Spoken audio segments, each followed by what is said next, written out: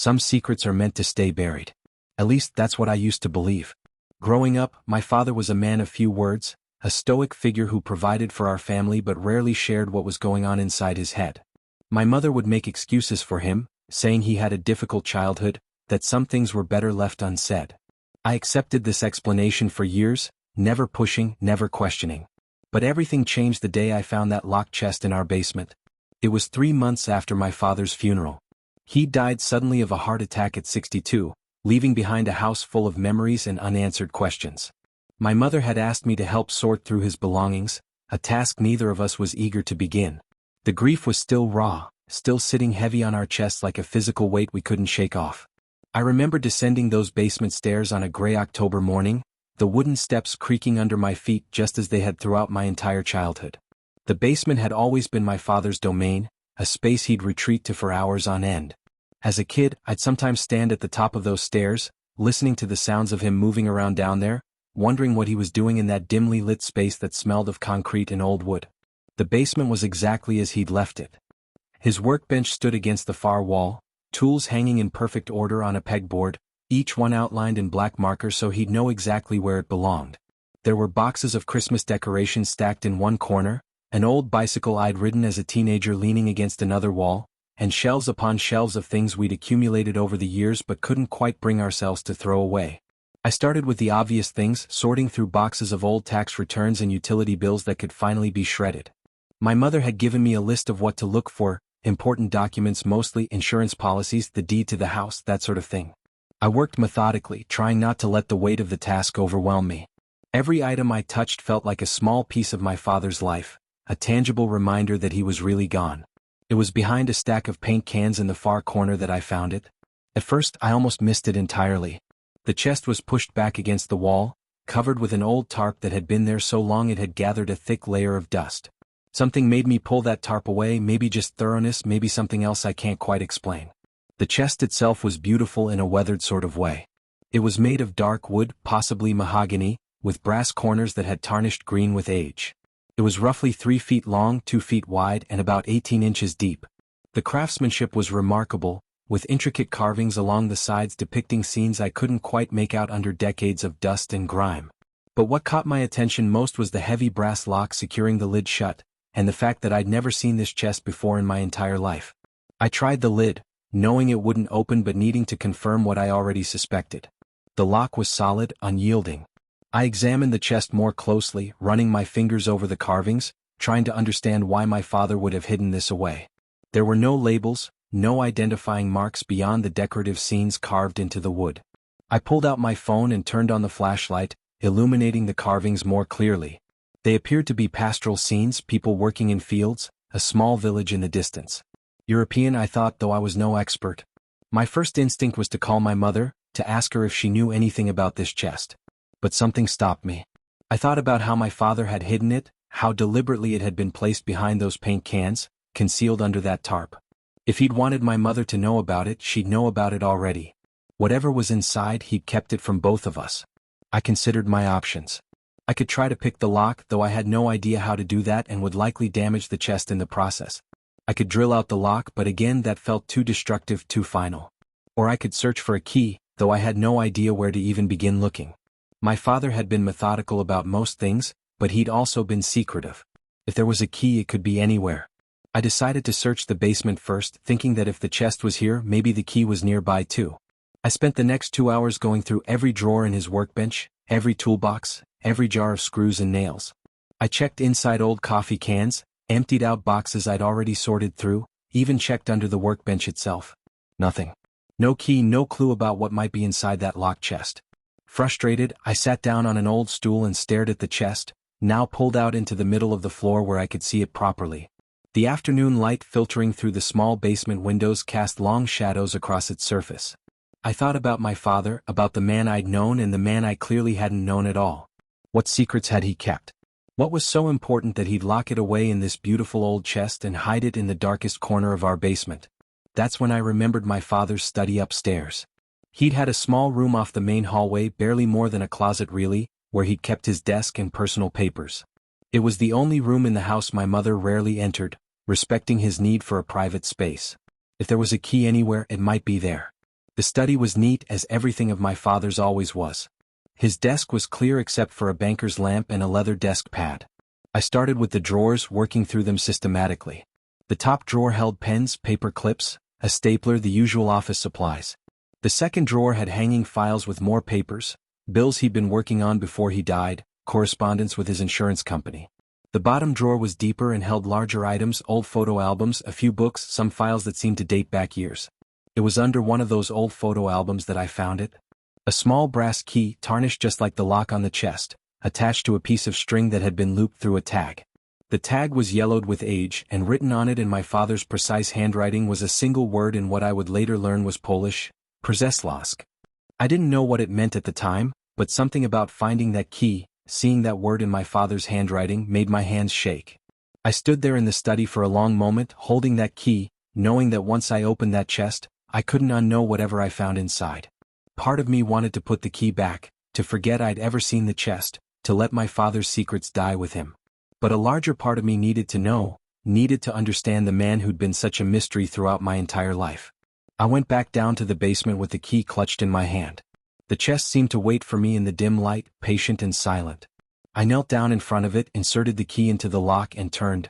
The mechanism was stiff, reluctant to move after so many years, but finally, with a solid click that seemed too loud in the quiet basement, the lock released. I lifted the lid slowly, half expecting something to happen, though I didn't know what. The hinges creaked softly, and the smell of old paper and cedar wood drifted up to meet me.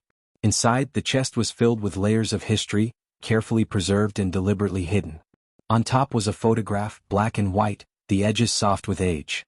It showed a young couple standing in front of a small house, both of them smiling but with a sadness in their eyes that the camera had somehow captured. The woman was holding a baby, wrapped in a light-colored blanket.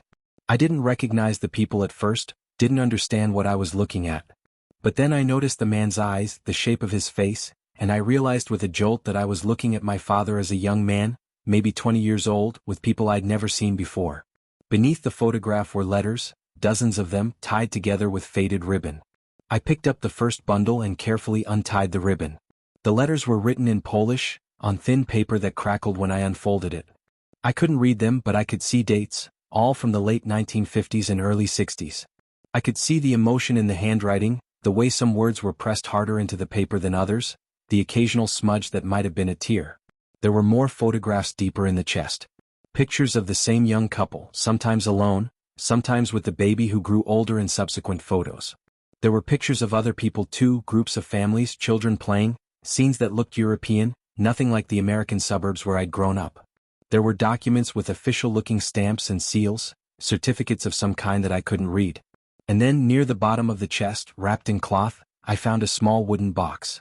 Inside was a collection of items that made my breath catch in my throat. A small silver cross on a delicate chain. A wedding ring too small to have been my father's. A baby's bootie hand-knitted in white wool. And a birth certificate, this one in English, for a child named Jakub, born in Warsaw, Poland in 1958, parents listed as my father's name and a woman named Zofia Kowalski. I sat back on the cold concrete floor, the wooden box in my lap, trying to process what I was seeing. My father had been married before. He'd had a child before. He'd had an entire life in Poland before coming to America, a life he'd never once mentioned to me or my mother in all the years we'd known him. I started going through everything more carefully, trying to piece together a story from the fragments in front of me. The letters, though I couldn't read them, seemed to span several years. The photographs showed a young family living a simple life, happy despite what looked like modest circumstances. But then the photos stopped, abruptly, with no explanation. I found a newspaper clipping, yellowed and brittle, carefully preserved in a plastic sleeve. The date was December 1963. Even though the text was in Polish, I recognized enough cognates to understand it was reporting on an accident of some kind. There was a photograph with the article, showing a collapsed building, emergency workers, a scene of devastation. My hands were trembling as I continued through the chest. Near the very bottom, I found a letter different from the others. This one was in English, though written with the careful precision of someone for whom English was not their first language.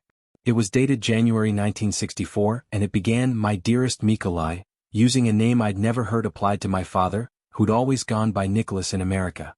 I read that letter 3 times, each time feeling like I was learning about a stranger.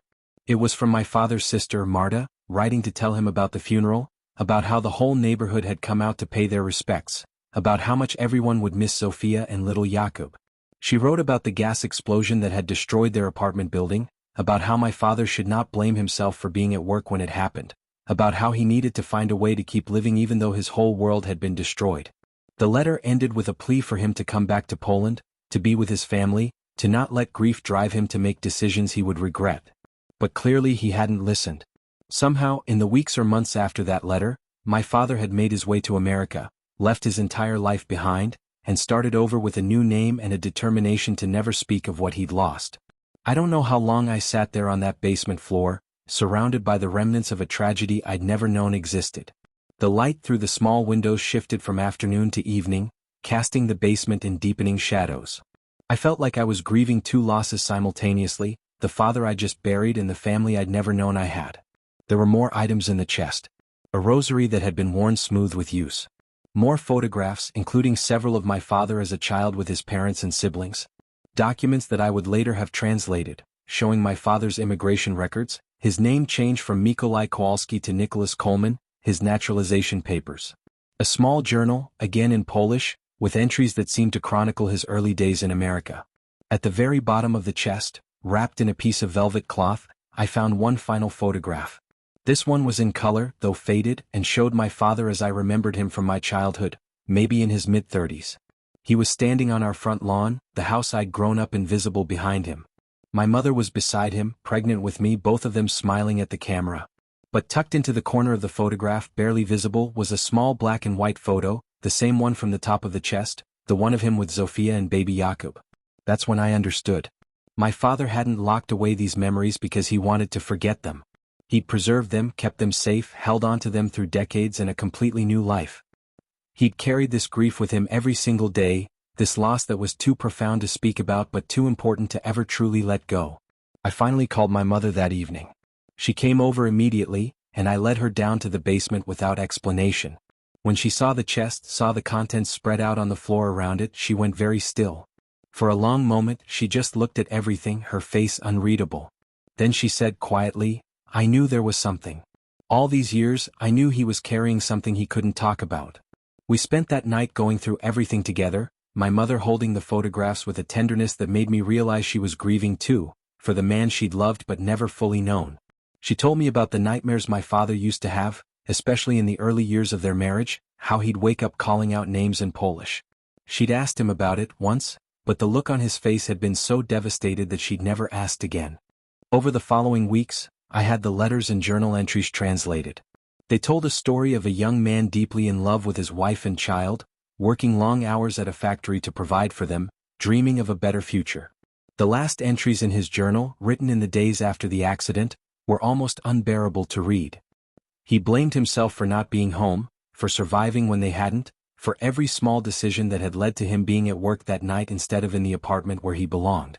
He'd come to America, I learned, because he couldn't bear to stay in Poland, where every street corner held memories of what he'd lost. He'd changed his name because he wanted to become someone new, someone who hadn't failed to protect the people he loved most. And he'd kept silent about all of it because the pain was too immense to share, because he thought if he never spoke about it, he could somehow keep that wound from touching the new family he'd eventually found the courage to build. My mother and I debated what to do with this information. We had cousins in Poland, my father's siblings and their children, people who'd been part of his life but whom we'd never met. My father had cut off contact when he left Poland, unable to maintain those connections without being constantly reminded of his loss. We decided to reach out. Through online genealogy sites and social media, we managed to track down my father's sister Marta, now in her 80s but still living in Warsaw. The phone call was difficult, emotional, conducted through a translator we hired for the purpose. Marta wept when we told her we'd found the chest, that we knew the story now. She told us about Zofia, about what a wonderful mother she'd been, about Jakub who'd been the light of everyone's life. She told us about my father's devastation, how he'd become like a ghost in the days after the funeral, and how none of them had been able to reach him. She also told us that the family had always hoped he'd eventually come back, or at least make contact. When years passed with no word, they'd assumed he'd died too, another casualty of the grief that had consumed him after the accident. My mother and I traveled to Poland 6 months after finding the chest. We met aunts and uncles and cousins I'd never known existed, people who shared my father's features, his mannerisms, his quiet way of moving through the world. They showed us the neighborhood where my father had lived, the site where the apartment building had stood, now replaced with modern construction. We visited the cemetery where Zofia and Jakub were buried, and we placed flowers on graves my father had never been able to visit. Marta took us to her home and showed us more photographs, more pieces of my father's early life. She told us stories about him as a boy, as a young man, pieces of his history that he'd never shared with us. And she thanked us over and over for bringing him back to them, even if it was just through the memories we now shared. We brought some of the contents of the chest with us, including several photographs that Marta had never seen, taken in the years before the accident. The look on her face when she saw them, when she held these tangible pieces of her brother's lost life, was something I'll never forget. We left copies of everything with her, feeling like we were finally completing a circle that had been broken for more than 50 years. Since that trip, my mother and I have maintained close contact with my Polish family. We video chat regularly. We're planning another visit next year, and they're hoping to come to America to see where my father built his second life. The silence that defined so much of my father's existence has finally been broken, replaced with conversation and connection and a shared acknowledgement of both the joy and the tragedy that shaped him. I still have the chest in my basement now, though its contents are different. I've added photographs from my own childhood, pictures of my father with me and my mother, documentation of the life he built after leaving Poland. I've included letters from Marta and the rest of the family, creating a bridge between the life he lost and the life he found. The chest has become a repository not just of secrets, but of a complete story, one that encompasses both unspeakable loss and hard-won healing. I understand my father better now, why he was the way he was, why silence seems safer than speech. I understand why he held us at a certain distance, afraid perhaps that loving too deeply would make another loss unbearable. But I also understand that in his own way, through his actions if not his words, he was telling us every day how much we meant to him. Every moment he chose to keep living, to keep trying, to build a family and a home despite the devastation he'd experienced, was an act of profound courage. The locked chest in the basement ended our family's silence, but it did something more important than that. It gave us the gift of understanding, of compassion, of recognizing that the people we love carry histories we may never fully know. It taught me that sometimes silence isn't about withholding the truth but about protecting yourself from pain too great to bear. And it showed me that it's never too late to connect, to reach out, to bring scattered pieces of a family back together. My father kept his past locked away because he thought he had to, because the grief was too raw and too real to expose. But in the end, by preserving those memories, by keeping that chest hidden but intact, he left us a key to understanding not just who he was, but who we are. We are the children of survivors, the inheritors of both trauma and resilience. We carry in us the strength it took for him to start over, the love that made him try again, and now, finally, the complete story of where we came from and what it cost to be here. That locked chest held more than photographs and letters.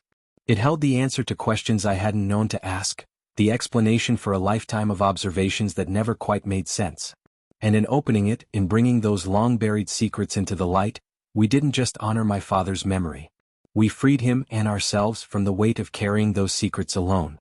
Some secrets are meant to stay buried, but others need to be unearthed, examined, and understood. The trick is knowing the difference and having the courage to do what needs to be done when you discover which kind you've found. That afternoon in the basement, when I pulled away that dusty tarp and discovered what my father had hidden for so many years, I couldn't have known it would lead to healing, to connection, to finding a family I never knew existed. But I'm grateful every day that I didn't look away, that I didn't decide to let sleeping dogs lie, that I turned that key and opened that chest. Because in the end, the silence that protected my father also isolated him. And by breaking that silence, by bringing his two worlds together, we gave him in death what he couldn't accept in life. The understanding that he deserved to be loved and remembered, not just as the man who rebuilt his life in America, but as the young husband and father who lost everything and somehow found the strength to continue. That's the story of what I found in my father's locked chest in the basement, and how it ended our family's silence forever. It's a story of loss and resilience, of secrets and truth, of the weight we carry and the freedom that comes when we finally set it down. And it's a reminder that we never truly know the people we love, not completely, but that every piece of their story we discover makes us love them more deeply, more completely, more honestly than we did before.